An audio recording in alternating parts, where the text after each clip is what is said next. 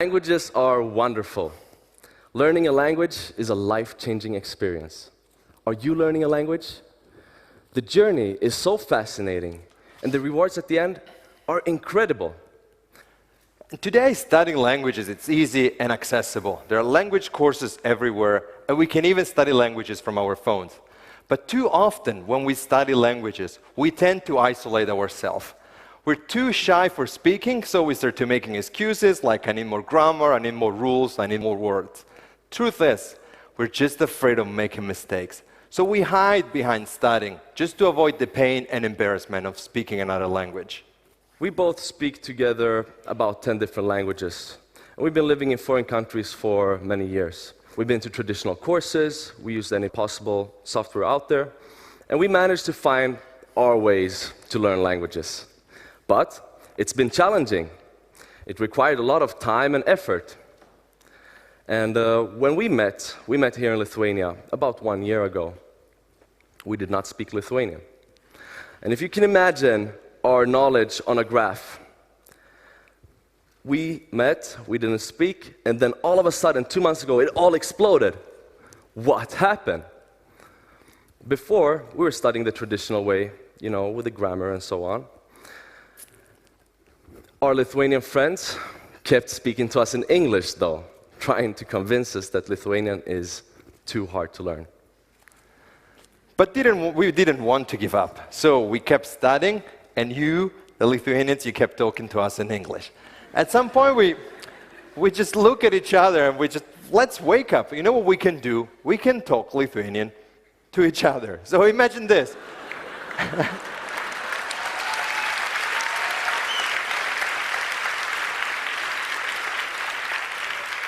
An Italian and a Swede speaking broken Lithuanian. And you were laughing in the office, they were laughing on the street, but we could not care less because we were finally using Lithuanian. So what we were doing every day for at least 10 minutes, instead of using English, we were using Lithuanian without being afraid of making mistakes, talking about life, food, work, everything. Finally, we were speaking Lithuanian. Well, at least to each other. Yeah. Because, unfortunately, our Lithuanian friends kept speaking to us in English. And we told them, we asked, we complained, we even blogged about it. And they did not change. We realized we were doing a big mistake. We were complaining in English. So we started to complain in Lithuanian. And that day, during our 10 minutes of daily practice, we took the phone and we decided to record the conversation. And it more or less looked like this. Hi, I'm Moez, Swedish. I'm Claudio, I'm from Italy. And we really want to speak Lithuanian. So please talk to us in Lithuanian. But here's the trick. We didn't record the video in English, we recorded it in Lithuanian. Čia Moez iš Švedijos. Čia Claudio iš Italijos. Ir mes labai norim kalbėti lietuviškai. Prašau, kalbėkite su mumis lietuviškai. And that's it.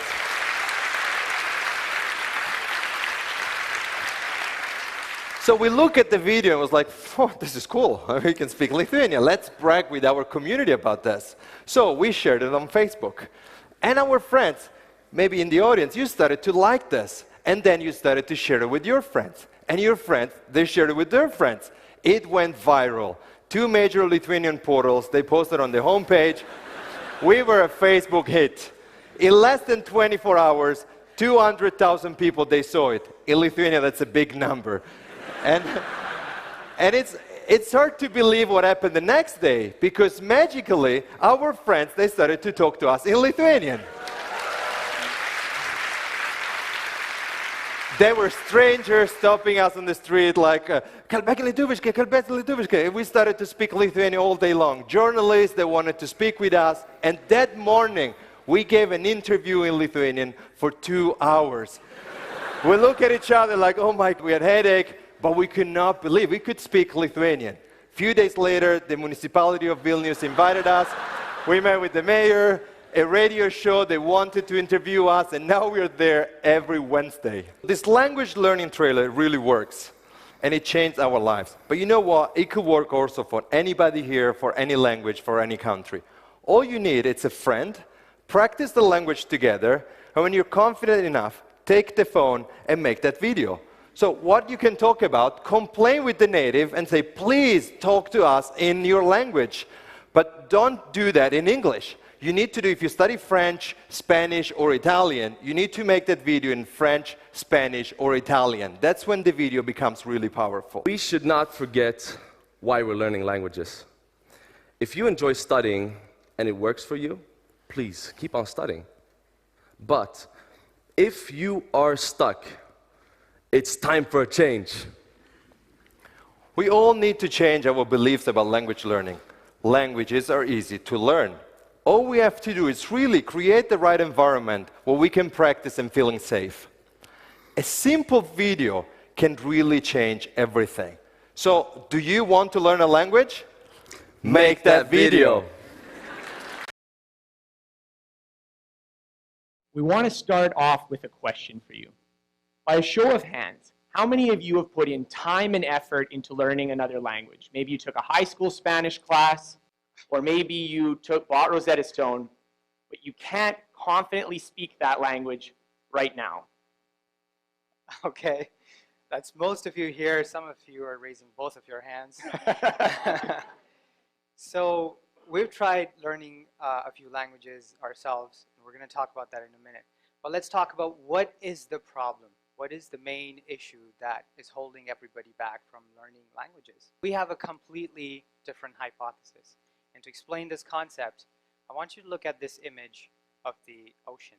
Now, if you look at the water, you're going to see two distinct zones. The zone at the bottom, where the waves are breaking, and the zone at the top, where the waters are relatively calm. Now, I want you to imagine you're standing on the shore, and you want to swim out into the ocean. When you first start swimming out into the ocean, you're going to be in this first zone where the waves are breaking. And swimming in the zone is incredibly difficult. You feel this incredible resistance. The waves come crashing down on you, and they constantly try to push you back to the shore. However, if you were to push through this zone and get to the second zone, suddenly swimming becomes a lot easier, and more importantly, the waves aren't trying to push you back. You no longer feel this incredible resistance. So we believe that language learning works very similar to this. When you first start learning a language, you're going to be in this first zone, which we call the zone of fear or the zone of frustration, because this is where you fear using the language. This is where you fear making mistakes. This is where you fear embarrassing yourself. And learning a language in this zone is very difficult. The waves represent this negative feedback and this constantly try to push you back to the shore. However, if you were to push past this zone and get to the second zone where the waters are calmer, suddenly language learning becomes a lot easier and a lot more fun. Mind you, I'm not saying that you're perfect when you reach the second zone, but maybe you only know a few words, but you're able to use them confidently. Maybe you were able to have some simple conversations. And language learning goes from being always frustrating to now being rewarding most of the time. So the core issue we believe that a lot of the people have is that people get stuck in this zone of fear and frustration for longer than they have to. And for some people, forever. And if all you see is negative feedback, it's very hard to motivate yourself to learn further and improve yourself and learn the language that you really want to learn.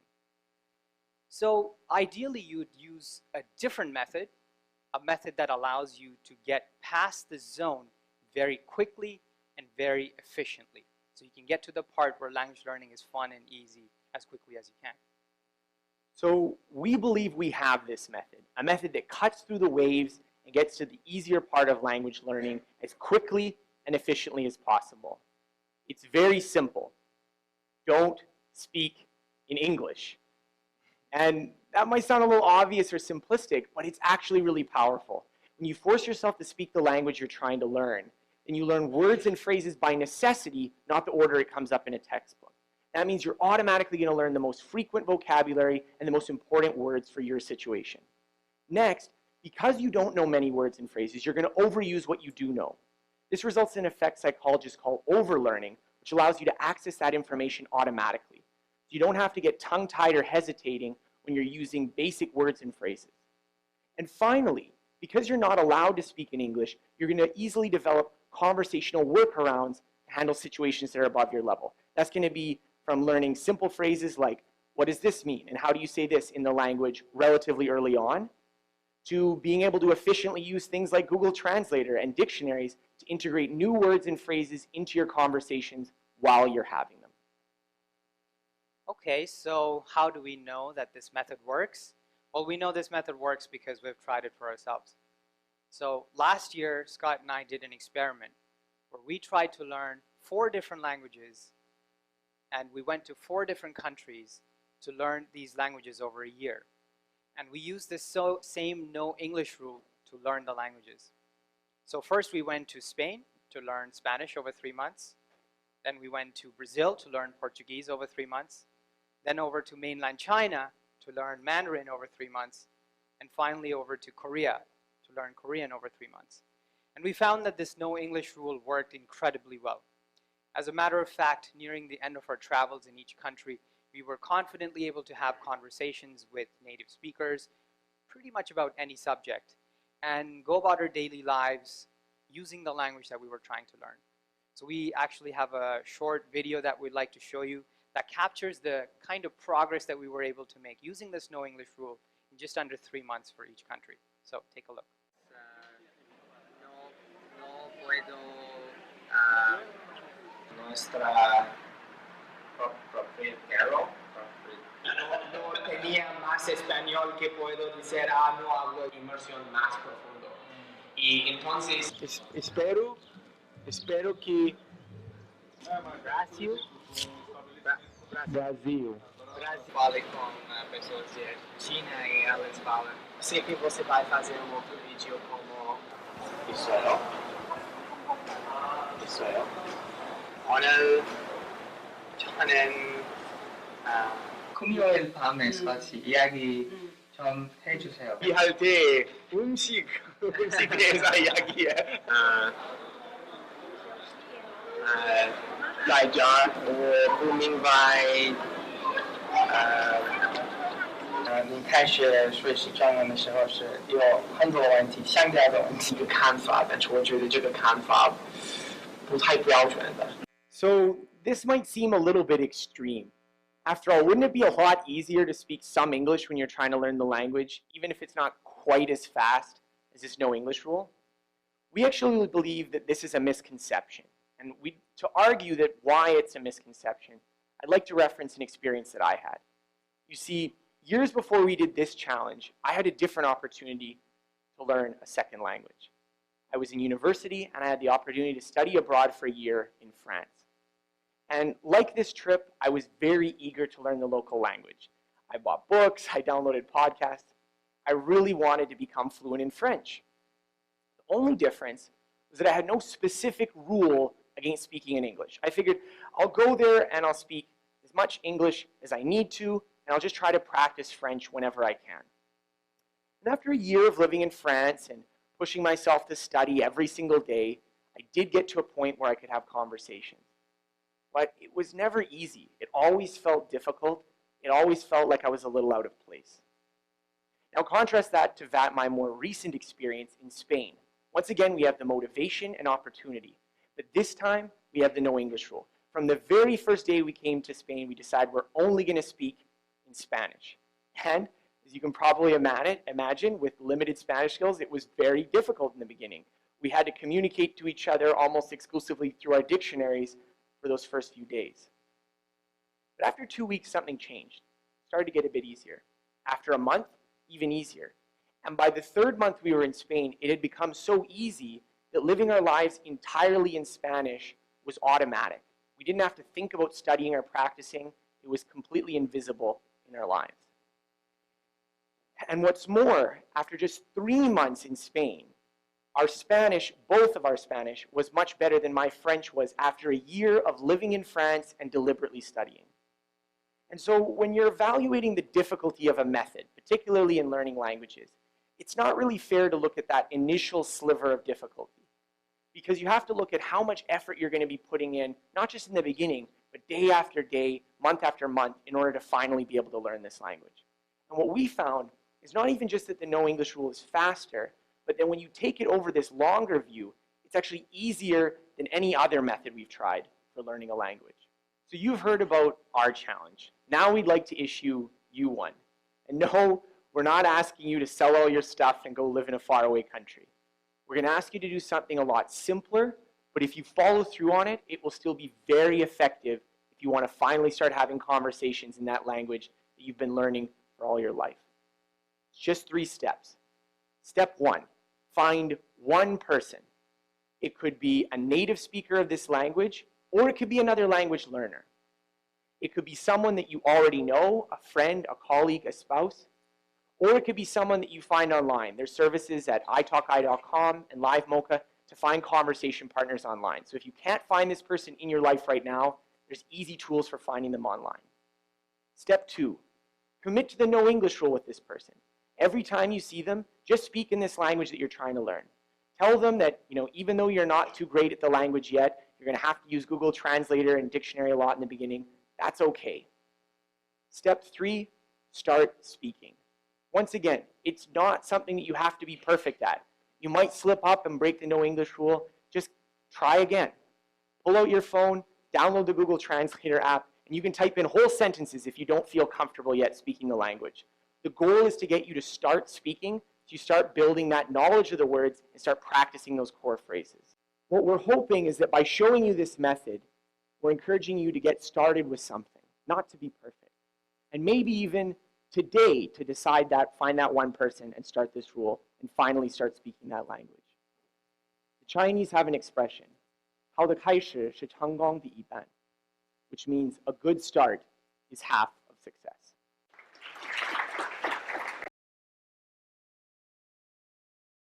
Anybody can learn a second language in 6 months. How? There are 5 principles and 7 actions. There may be a few more, but these are absolutely core. And before I get into those, I just want to talk about 2 myths. I want to dispel 2 myths.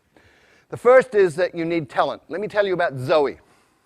Zoe came from Australia, went to Holland, was trying to learn Dutch, struggling extremely a great deal, and finally, people were saying you're completely useless, you're not talented, give up, you're a waste of time, and she was very, very depressed. And then she came across these 5 principles, she moved to Brazil, and she applied them, and in 6 months she was fluent in Portuguese. So talent doesn't matter. People also think that immersion in a new country is the way to learn a language, but look around Hong Kong, look at all the Westerners who've been here for 10 years who don't speak a word of Chinese. Look at all the Chinese living in America, Britain, Australia, Canada, who've been there 10, 20 years, and they don't speak any English. Immersion per se does not work. Why? Because a drowning man cannot learn to swim. When you don't speak a language, you're like a baby, and if you drop yourself into a context which is all adults talking about stuff over your head, you won't learn.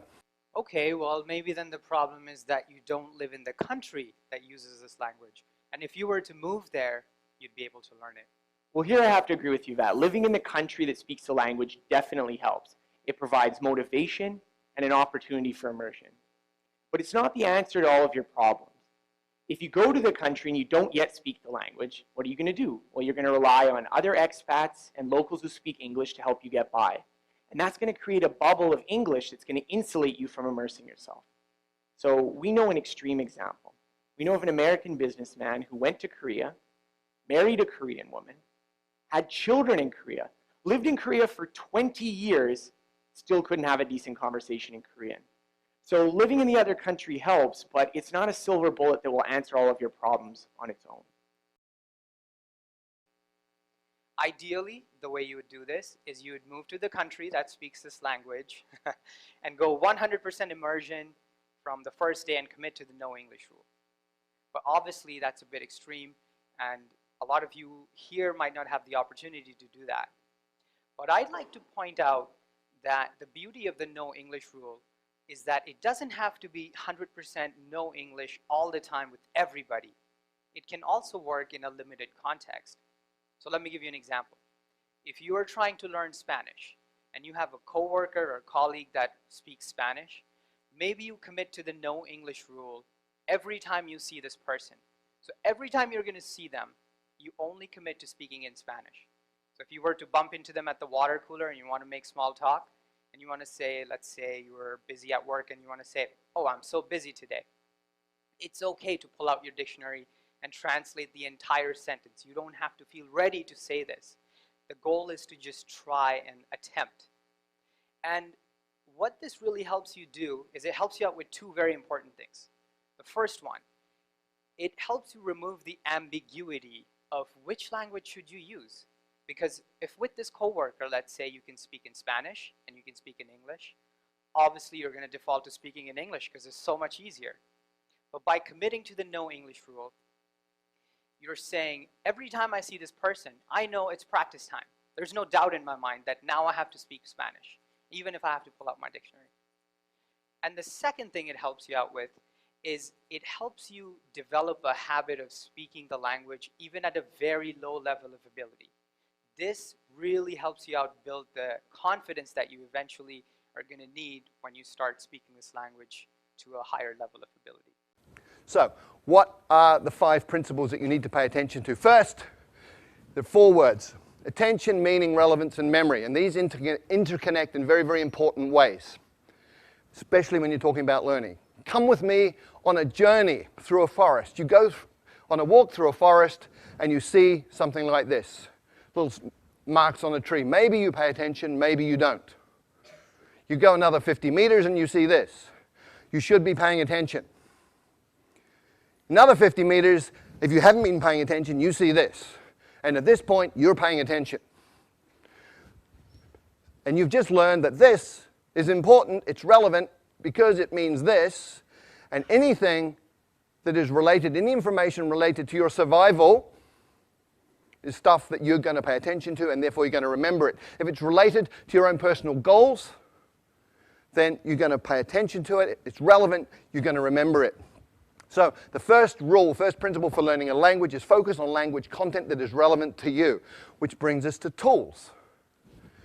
We master tools by using tools, and we learn tools the fastest when they're relevant to us.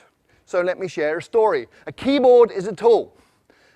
Typing Chinese a certain way, there are methods for this, that's a tool. I had a colleague many years ago who went to night school Tuesday night, Thursday night, 2 hours each time, practicing at home. She spent 9 months, and she did not learn to type Chinese.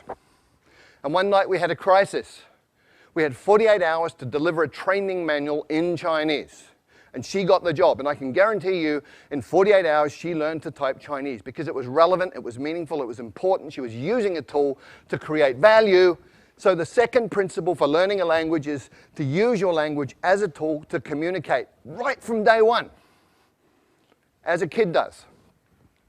When I first arrived in China, didn't speak a word of Chinese. And on my second week, I got to take a train ride overnight. I spent 8 hours sitting in the dining car talking to one of the guards on the train. He took an interest in me for some reason. And we just chatted all night in Chinese. And he was drawing pictures and making movements with his hands and facial expressions. And piece by piece by piece, I understood more and more. But what was really cool was 2 weeks later, when people were talking Chinese around me, I was understanding some of this. And I hadn't even made any effort to learn that. What had happened, I'd absorbed it that night on the train, which brings us to the third principle. When you first understand the message, then you will acquire the language unconsciously.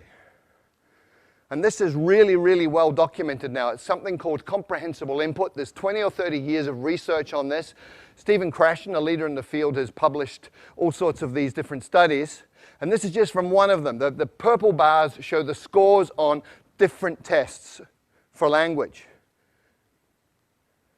The green and the purple people were people who had learned by grammar and formal study. The green ones are the ones who learned by comprehensible input. So comprehension works. Comprehension is key.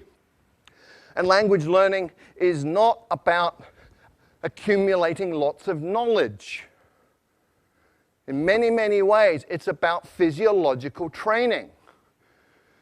A woman I know from Taiwan did great in English at school. She got A grades all the way through, went through college, A grades, went to the US and found she couldn't understand what people were saying. And people started asking her, are you deaf? And she was English deaf. Because we have filters in our brain that filter in the sounds that we are familiar with, and they filter out the sounds of languages that we're not. And if you can't hear it, you won't understand it. If you can't understand it, you're not going to learn it. So you actually have to be able to hear these sounds. And there are ways to do that, but it's physiological training. Speaking takes muscle. You've got 43 muscles in your face. You have to coordinate those in a way that you make sounds that other people will understand.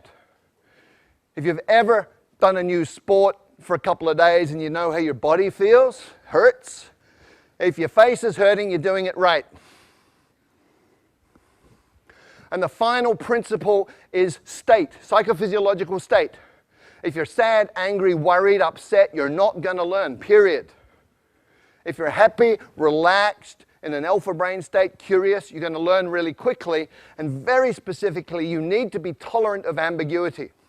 If you're one of those people who needs to understand 100% every word you're hearing, you will go nuts because you'll be incredibly upset all the time because you're not perfect.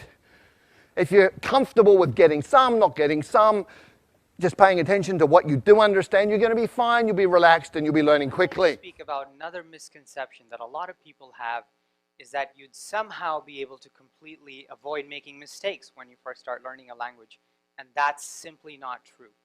Actually, making mistakes is very good because it means you're using the language, and it eventually helps you gain the confidence that you need to speak the language.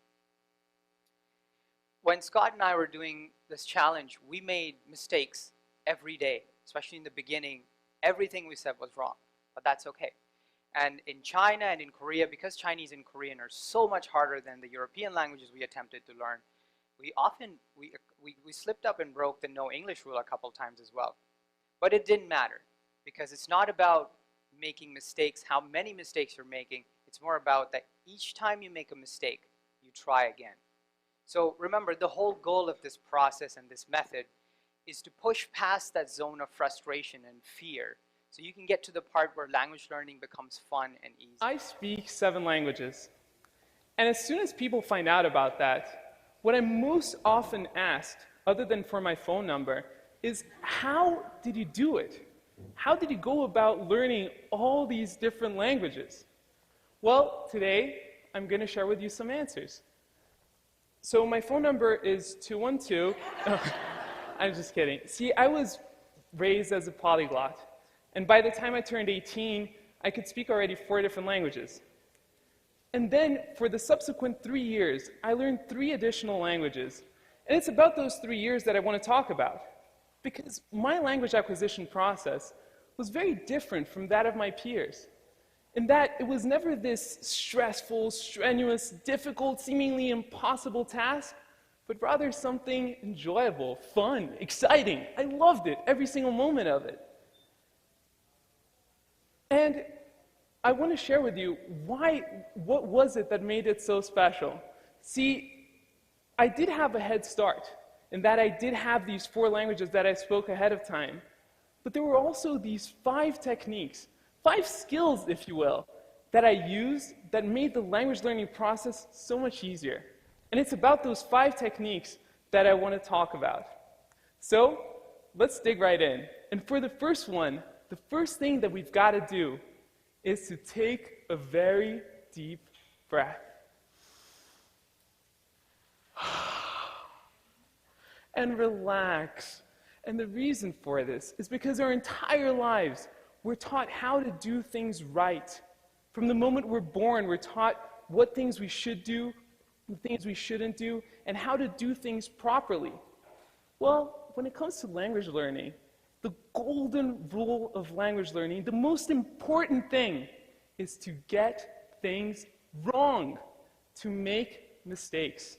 And that is the first rule. Let me explain to you why. See, when we know languages, we know a whole collection of sounds and a whole collection of structures, which combined make what I like to call, and for the purpose of this presentation, our language database. And our language database will contain all the sounds and structures that we know. However, there's a whole family of sounds and structures that are beyond our database. And for us to be able to embark on those and to be able to explore those, there's nothing within our database, nothing within our knowledge that will tell us when we're getting these structures right. Nothing to tell us when that sound is precise. Let's say we're going to explore this one specific sound. There is nothing in our database. When we're saying it, we could say it perfectly, but in our minds, it will sound like a mistake. So you know that queasy feeling that we feel, that insecure thing when we feel like we're doing something wrong? That is the trigger that you need to look for, because that is a signal that tells you that you're going beyond your database and that you're allowing yourself to explore the realm of a new language. Let me show you how this works in practice. So let's say we're going to go and learn the word door in Spanish. So the word door in Spanish is puerta. So for puerta, we've got a few sounds that exist in English. So the pu, e, and the ta. However, when it comes to the r, that sound is not in our database. The rrr, the rolled r, does not exist in the English sound database. And it's a little bit on the outside. So if we allowed ourselves to bridge through our database and to really break through and to make the mistake, we could make sounds like the rrr. But instead, what sometimes happens is that we get the closest relative of it that is within the database, and that is the r sound. And that r sound makes something that sounds like puerta, which doesn't mean a thing in Spanish. It actually doesn't sound too charming, and it doesn't tell you too much. So for the first technique, allow yourself to make that mistake so that sounds like puerta can come out. So based on those 5 principles, what are the 7 actions that you take? Number 1, listen a lot. I call it brain soaking. You put yourself in a context where you're hearing tons and tons and tons of the language, and it doesn't matter if you understand it or not. You're listening to the rhythms, you're listening to patterns that repeat, you're listening to things that stand out. So just soak your brain in this. The second action is you get the meaning first, even before you get the words. And you go, well, how do I do that? I don't know the words. Well, you understand what these different postures mean. Human communication is body language in many, many ways. So much body language. From body language, you can understand a lot of communication. Therefore, you're understanding, you're acquiring through comprehensible input. And you can also use patterns that you already know. If you're a Chinese speaker of Mandarin and Cantonese, and you go to Vietnam, you will understand 60% of what they say to you in daily conversation, because Vietnamese is about 30% Mandarin, 30% Cantonese. The third action, start mixing. You probably have never thought of this, but if you've got 10 verbs, 10 nouns, and 10 adjectives, you can say 1,000 different things. Right? Language is a creative process. What do babies do? Okay, me, ba, now. Okay, that's how they communicate. So start mixing, get creative, have fun with it. It doesn't have to be perfect, just has to work. And when you're doing this, you focus on the core. What does that mean? Well, with every language, there's high-frequency content. In English, 1,000 words covers 85% of anything you're ever going to say in daily communication. 3,000 words gives you 98% of anything you're going to say in daily conversation. You've got 3,000 words, you're speaking the language. The rest is icing on the cake. And when you're just beginning with a new language, start with your toolbox. Week number 1. In your new language, you say things like, how do you say that? I don't understand. Repeat that, please. What does that mean? All in your target language. You're using it as a tool, making it useful to you. It's relevant to learn other things about the language. By week 2, you should be saying things like me, this, you, that, give, hot, simple pronouns, simple nouns, simple verbs, simple adjectives, communicating like a baby. And by the 3rd or 4th week, you're getting into what I call glue words. Although, but, therefore. These are logical transformers that tie bits of a language together, allowing you to make more complex meaning. At that point, you're talking. And when you're doing that, you should get yourself a language parent. If you look at how children and parents interact, you understand what this means. When a child is speaking, it'll be using simple words, simple combinations, sometimes quite strange, sometimes very strange pronunciation. Other people from outside the family don't understand it. But the parents do. And so the kid has a safe environment, gets confidence. The parents talk to the children with body language and with simple language they know the child understands. So you have a comprehensible input environment that's safe. We know it works, otherwise none of you would speak your mother tongue. So you get yourself a language parent who's somebody interested in you as a person who will communicate with you essentially as an equal, but pay attention to help you understand the message. There are 4 rules of a language parent. Spouses, by the way, are not very good at this, okay? But the 4 rules are, first of all, they will work hard to understand what you mean, even when you're way off beat. Secondly, they will never correct your mistakes. Thirdly, they will feed back their understanding of what you're saying so that you can respond appropriately and get that feedback. And then they will use words that you know. Technique number 3 is about finding a stickler. So finding someone who's detail-oriented and who won't let you get away with the mistakes. And more than finding someone who's really that person, the guru for the language, it's more about establishing the right sort of relationship. Relationship with someone where they will correct you. They'll feel comfortable correcting you and making sure that you're getting to that spot you wanted in the language. But at the same time, someone who will encourage you to get things wrong and to make those mistakes in the first place. And sticklers could be your teacher, it could be your tutor, it could be a friend, it could be someone on Skype or Craigslist. It doesn't matter. You can find sticklers all over the place, and with technology, it becomes a lot easier to find them. The 6th thing you have to do is copy the face. You've got to get the muscles working right so you can sound in a way that people will understand you. There's a couple of things you do. One is you need to hear how it feels and feel how it sounds, which means you have a feedback loop operating in your face. But ideally, if you can look at a native speaker and just observe how they use their face, let your unconscious mind absorb the rules, then you're going to be able to pick it up. And if you can't get a native speaker to look at, you can use stuff like this. Sing, song, king, sung, hung. And the final idea here, the final action you need to take is something that I call direct connect. What does this mean? Well, most people learning a second language sort of take the mother tongue words and the target words and go over them again and again in their mind to try and remember them. Really inefficient.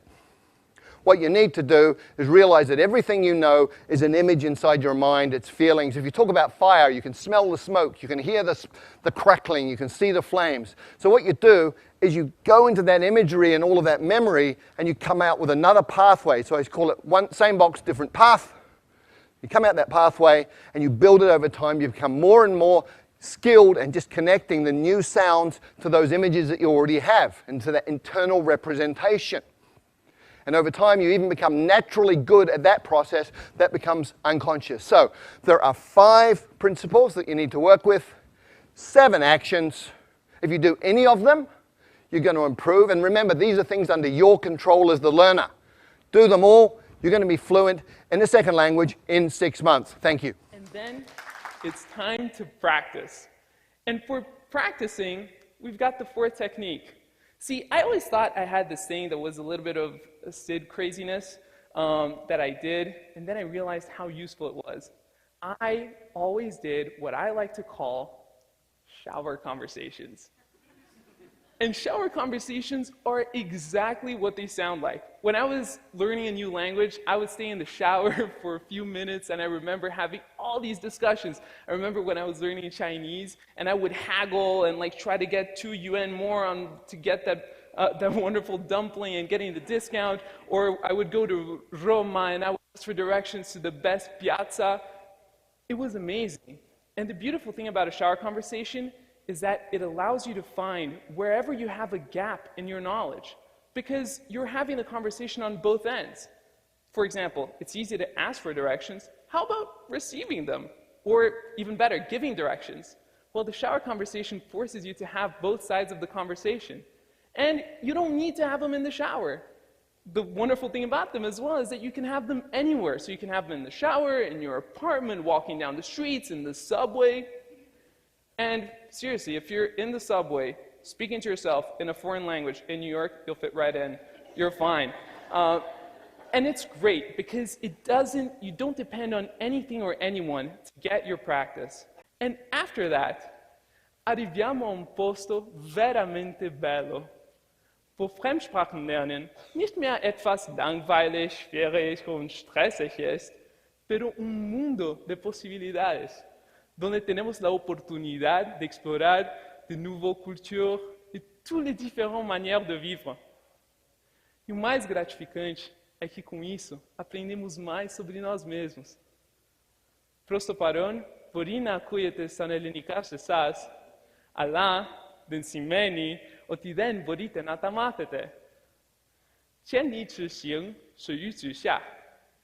没问题，因为现在你们都可以走。Thank you.